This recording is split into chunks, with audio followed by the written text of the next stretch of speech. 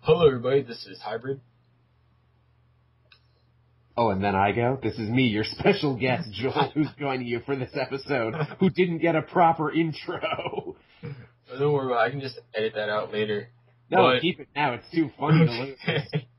All right, I guess it'll be here then. So, this is about Young Justice Invasion, or I guess Young Justice in general, really, and basically thoughts/theories on how it'll end.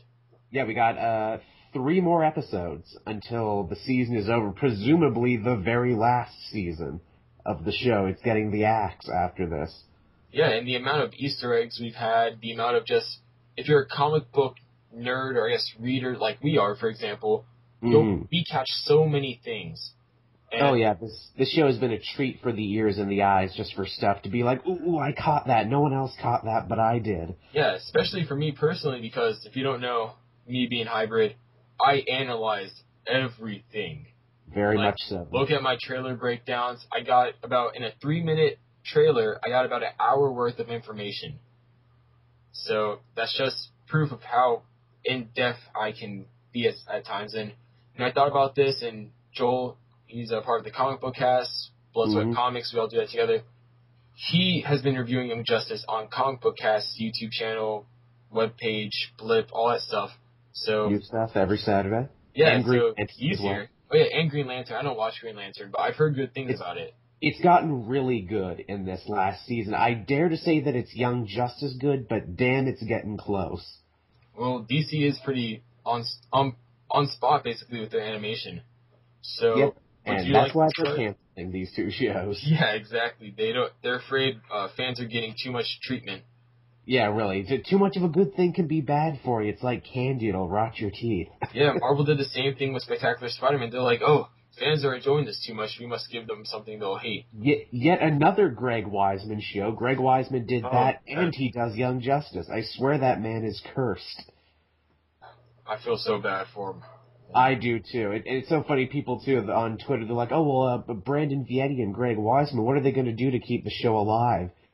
And I have to break it to them like, oh, guys, I'm sorry. Weisman and Vietti, they're looking for new work right now, is what they're doing. They've been down this road too many times before. And they're like, oh, but we're getting petitions and we're talking to people. I'm like, yeah, they went through that with Gargoyles. They went with that with Spectacular Spider-Man. They know it's over.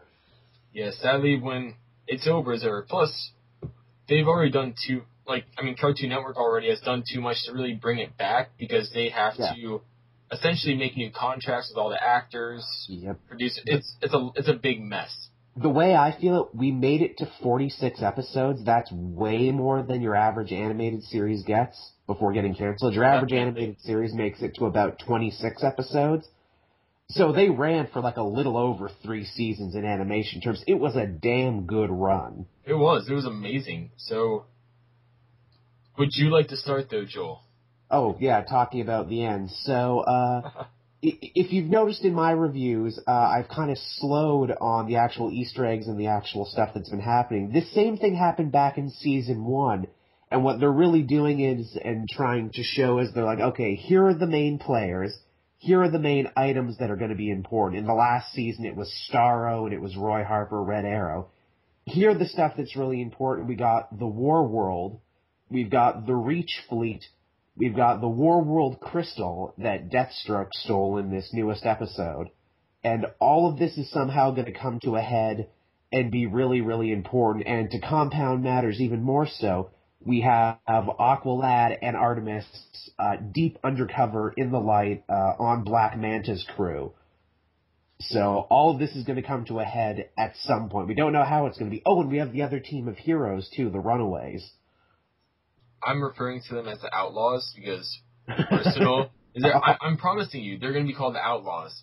I honestly thought, again, this is probably going to go up after our reviews of the newest episode, but yeah, I honestly thought there was going to be a moment where Arsenal was going to look to them and it was going to be like a CSI Miami moment, where he's going to be like, oh, you're kicking me off the team now. Well, I guess we're Outlaws now. Yeah. I honestly thought that was going to happen. And you know what? If they were called the Outlaws, that would be fine, because the comic Outlaws suck. This team actually looks really awesome. Yeah, plus they're the Outlaws, not Red Hood and the Outlaws, so... Yeah, there you go. So there's hope somewhere. There's hope somewhere, but now over to you, Josh. I talked for a bit. How do you think this is all going to play out in the end with 3 episodes left? Well, I think there's 2 main roads that they can go on, and they all have branches, obviously, but the first one, they defeat the Reach, and that's it. Right. Pretty simple, pretty what you would expect.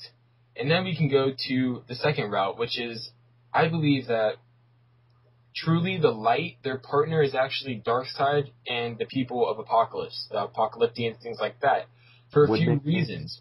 The first one being, if you would be a partner with someone, you'd share technology. The Reach have not shared technology with the Light. Like, the closest we've gotten was the whole Lex Luthor and the Reach making those... Oh, yeah, the farm labs making the energy drinks. Yeah, that was That's Lex Luthor. That's not the Light.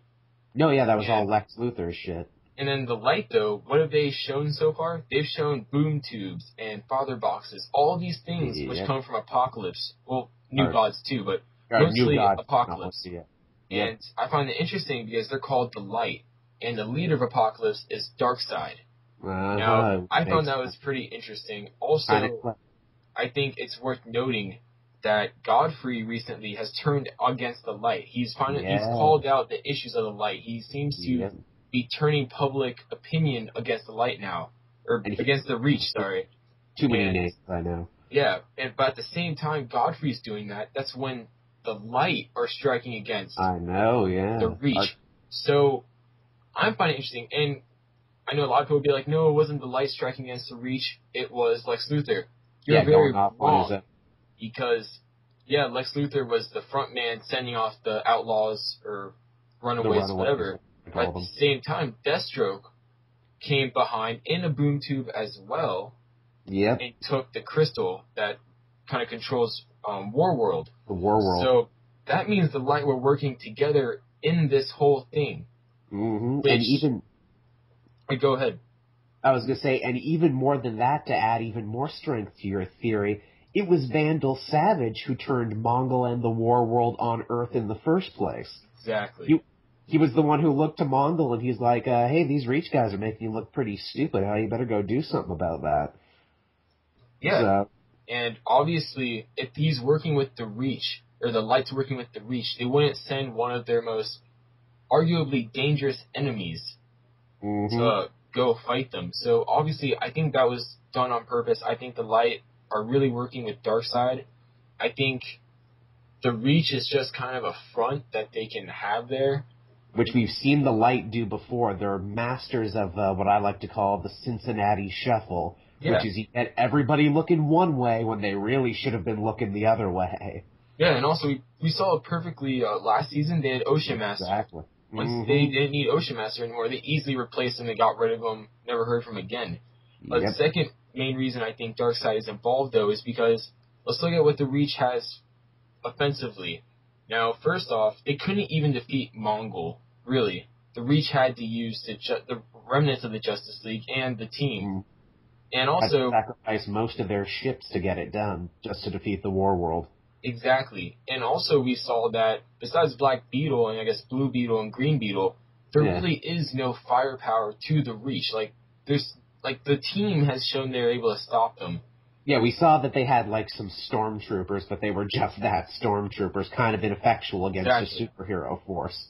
Exactly. And the Justice League, the Light made a big, push to get the Justice League away.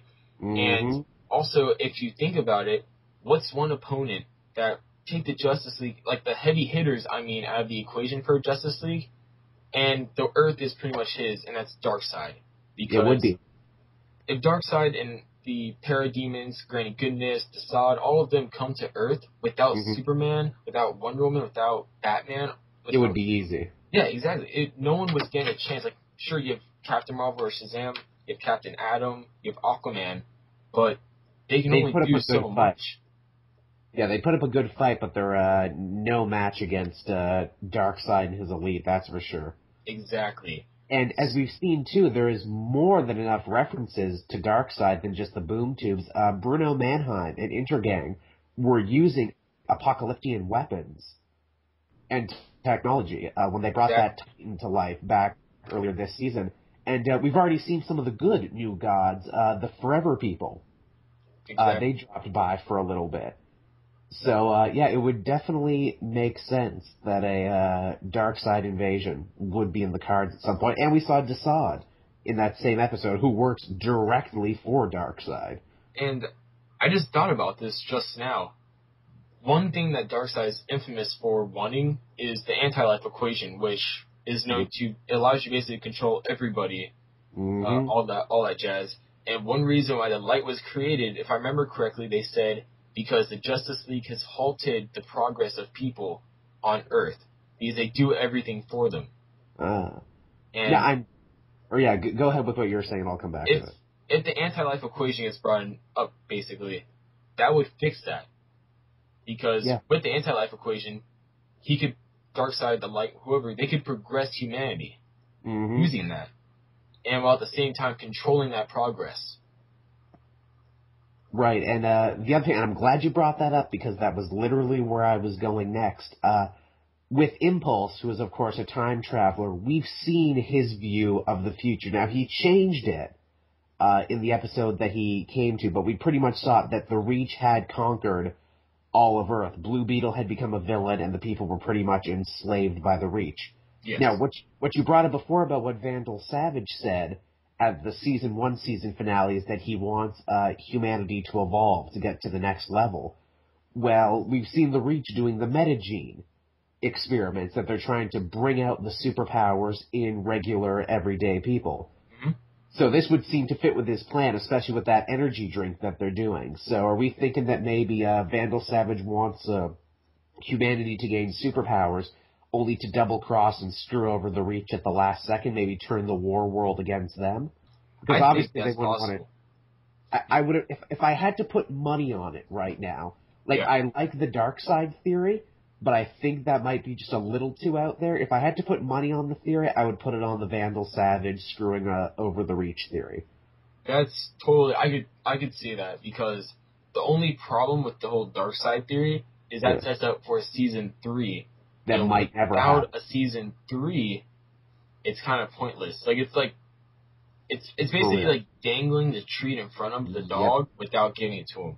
And Greg Weisman is one of these people. He's been canceled enough times that I think he's learned the lesson that you make your season finale like it's going to be your last episode, and you wrap everything up, which he did. He did it with Spectacular Spider-Man. He did it with the first season of Young Justice before it got renewed. And I imagine he's going to do it here, too. Now, another interesting thing is, again, I told you there's 3 episodes left in the season. Two have been titled, and the last one hasn't. The last one is still to be announced. But next week's episode is called Intervention, and the one after that is called Summit. Now, one of my subscribers, actually, he or she, I don't know what gender they are, they brought up the point that Intervention might mean the Green Lantern Corps and the Guardians, because as we learned, as long as the Reach are at a planet, the Green Lantern Corps cannot go to that planet. Yes, which was very smart writing for them to bring that up. Yeah, but then at the same time we learned that the Reach can only go to a planet if they're invited. And technically, by having Blue Beetle there, you have the Reach there uninvited. So that kind of that kind of voids that contract. Right. But I personally thought it was going to be, everyone, the whole team just getting together and letting out all the secrets and just putting it out there. To be like, hey, this is our intervention. I also thought that might be a reference to Red Arrow and his drug habit and whatnot in the comics, but I think they've already kind of finished that off. Or it could be an intervention for Blue Beetle to fix whatever Green Beetle did to him. I sadly think that's not going to happen. Well, they're going to have to get him back at some point. This season 2 has, in many ways, been almost entirely about Blue Beetle. He's had more character development this season than just about anything. True. It has been a very Blue Beetle-centric season. Much like season 1 was a very Red Arrow-centric season. That was like the big beat story to the entire season. And I truly think that Blue Beetle is the key to all of it, that he's going to end up being the hero. And I wouldn't be surprised if, because we saw him build a friendship with Impulse is going to save him, then Blue Beetle is going to save everybody. I think he's going to lose the Scarab, Yeah. Like, I think something's gonna happen where the only way to like stop the Reach or whatever is for the Scarab to like sacrifice itself, or for him to for him to sacrifice himself. But Impulse, like you said, will probably save him, and the only thing that will happen is the Scarab gets destroyed, or Right. maybe it malfunctions again. Who knows? Heck, I would like to see more reference to the other Blue Beetles. They mentioned Ted Kord a couple times. I wouldn't mind if he came up again and was kind of important to the whole thing. What I really miss though, or not miss, but I hope comes up in some way, shape, or form, is Jason Todd. Like, I doubt it's going to happen now because we're so far into the season and they obviously want to stay with the plot, but I would love for them to talk more about that. Because they referenced it, but... Or even the Aqua Girl thing, that somehow she died in between seasons. I get the feeling questions like that are going to be answered in the Young Justice video game they've been talking about forever. Yeah, I can see that. They have Tempest in there, so... Yeah, exactly. And, I honestly think the whole Jason Todd thing, to me personally, that felt like planting seeds for later seasons that we might never see. Like, that felt like a seed plant to me. Like, hey, this isn't important now, but it will be important maybe next season. Exactly. Because they go back to him not once, but twice. Yeah, and I got the feeling that the way they kind of handle it, if they were to do another season, they would maybe do a much minor, like, time jump. Like, maybe, like, a year, 2 years. Yeah, that would be cool. I loved the time jump at the beginning of this season. I thought that was pure genius. I think more superhero shows should do that. It was, because it was a slick way to keep old characters in there, but have them progress. And at the same time, introduce new characters. Yeah. Yeah, totally. Like, that was one of the biggest jaw-dropping moments when Season 2 started. And it's like, oh shit, Dick Grayson became Nightwing, and holy crap, Tim Drake is on the team. Yes, oh my gosh, I was going crazy. And then it's like, oh wait, Barbara Gordon's there too. Oh my god, it's the entire Bat family together. Holy crap. They really underplayed her character, though. I mean, her and Wonder Girl, they've really underplayed them. Yeah, again, and if the show continued, they would really need to have, like, a girls' night out episode. Although, technically, they did have one where they had, like, all the female characters together in one episode. They would really need to do another one of those. Yeah, they do. Put them up. Yeah, the male characters certainly do get more development. Miss Martian has a lot of development going on. And I guess Artemis does too now, but they're main two. Yeah. I really like Miss Martian, though. I like the character. I like what they've done with her. Well, they really do take you on a roller coaster with her character, where a lot of people found her annoying with her catchphrase, like, hello, Megan, but then you hear the origin of that. Yeah. And you're like, oh my god, I did not see that coming at all. That's kind of tragic and kind of scary, honestly, that you based your life off a completely different person than you. Wow. Yeah, and I really did like how they changed the origin of Beast Boy, because in the New 52, he's red now, because they're connecting him with the whole, like, red force of the Earth that's in charge of connecting all the animals together, which makes sense. But the way they did it in this show, it makes sense for him to have the whole green skin thing, too. It was clever. It was very clever. So I wish they made him less monkey-ish, because they don't explain the whole monkey, because the whole monkey origin isn't even there anymore. No, he was bitten by a monkey, and that's why... Yeah, that's why it happened in the comics. Yeah, but they don't even have that anymore, so there's no reason for the more monkey-esque form. Yeah. I'm actually surprised. I'm glad you brought that up. That's a story they never went back to, when Garfield's like, oh yeah, Queen Bee killed my mother. Wait, what? Yeah, it's like, hold up, go back. Yeah, wait, go back. Can we finish that story? Just no, Queen Bee killed my mother in between seasons, so now Miss Martian has sort of adopted me. Yeah, that would have been a great dark-toned episode if they had Queen Bee again. And, we just see Beast Boy go off. Like, it'd be a perfect chance to see all of Beast Boy's forms, like, offensive forms, but at the same time, really see an angry side, because he's been shown as this very carefree, positive, joking around character, but... Again, I get the feeling like that was a seed to be planted for a later season. That might never happen now. Now I'm so mad at Cartoon Network.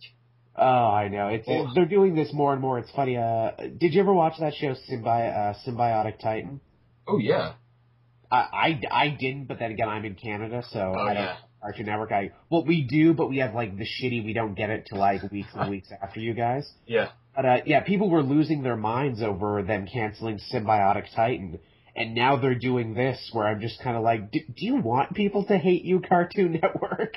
Like, there's so many questions that people want to answer. Like, will Tim Drake ever become Red Robin? What happened to Jason Todd? Well, that's just a question for me. Yeah. What happened to Jason Todd? Like, is the Joker still involved? Is there crowbar still? Is there not a crowbar? Yeah, but I would love to see the whole Bat family come in there. And even though I have my problems with Red Hood and the Outlaws, the way Greg Weisman has redeemed both Red Arrow and Arsenal in this show, he would have my full support to do everything. I'd be like, yep, bring in Starfire, bring in Red Hood, redeem all these characters, please. He's pretty much redeemed Jason Todd by keeping him dead. Yeah, like, yeah, really. it's in the weirdest way possible.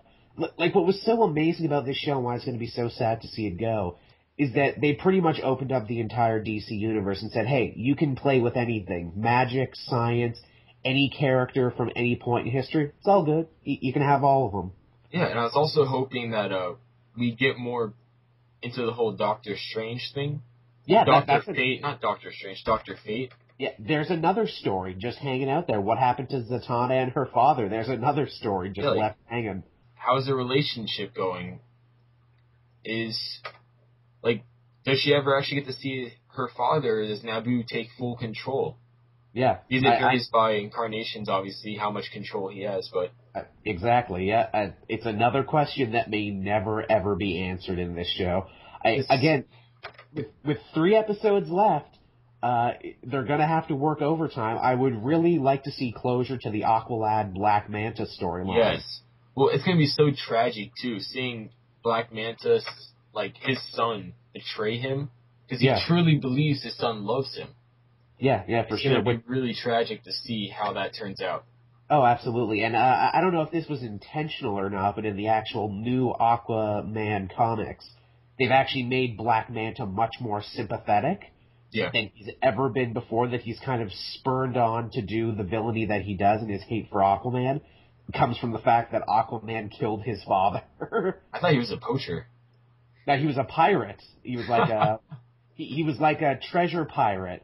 And, Aquaman killed Black Manta's dad, thinking that it was him, right? Wow. He didn't know that there was 2 people. I know, wow, it was a total wow moment. And now here in this show, they've gone to make Black Manta sympathetic again. Now he's the father with a son. Yeah.